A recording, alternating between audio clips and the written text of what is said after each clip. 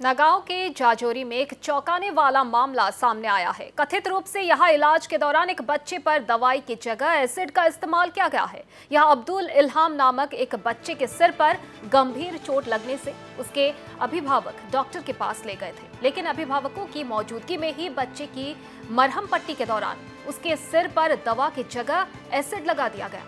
जब अभिभावक ने अस्पताल में ड्यूटी पर मौजूद चिकित्सा कर्मियों और डॉक्टर के खिलाफ शिकायत की बात कही तो उन्हें डरा धमकाकर अस्पताल से बाहर निकाल दिया गया।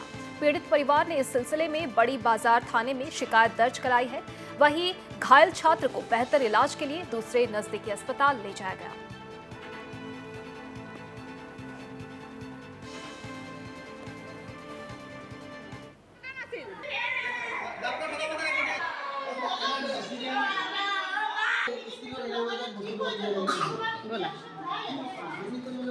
बोला एकू नेजाना যদি কইবলা নেলাগিছিল না একু নেজানিলে কইবলা একু দৰকাৰ নাছিল।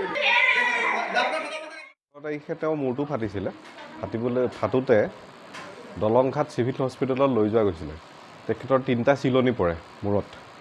10 বছৰৰ বাচ্চা হয় আৰু কালি ড্ৰেছিঙৰ কাৰণে তেখেতসকলে লৈ গৈছিলে মানে আপোনাৰ ডক্টৰ তাত। ড্ৰেছিং কৰোঁতে নাৰ্ছে য'ত নেকি আয়োডিন বা তেনেকুৱা প্ৰয়োগ হয় আপোনাৰ তাত এচিড আছিলে। মূৰত দিওঁতে 3টা জেগাত ঘাইল হৈছে। নাৰ্ছকেইজনীৰ পৰা ধৰি ডক্টৰলৈকে তেখেতৰ কোনো লোক ভাল এটা ৰেছপন্স নাই। ডক্টৰে এইটোৱে ক'ব বিচাৰিছে যে আপোনালোকে হুলস্থুল নকৰিব, আমি পুলিচ মাতিম। কিন্তু ডক্টৰজনী এইটো কৰিব লাগিছিলে যে কিবা এটা হৈ গৈছে যে আমি ঠিক কৰিব পাৰোঁ, প্ৰব্লেমটো ছল্ভ কৰিব পাৰিম, যে আমি ঠিক কৰিম, সেইটো নক'লে কিন্তু। আৰু উল্টাই ধমকি দিয়ে। আৰু যিটো মেডিচিনৰ বটলটো তেখেতে লুকুৱাবলৈ চেষ্টা কৰে। লুকুৱাবলৈ যোৱাত টানি অনা লৈ গৈছে। মেডিচিনৰ বটলটো আছে লগত। আৰু তাৰপিছত আমি নগাঁও লৈ যাওঁ। নগাঁও লৈ যাওঁতে তেখেতক নগাঁৱত ট্ৰিটমেণ্ট কৰোৱা হয়।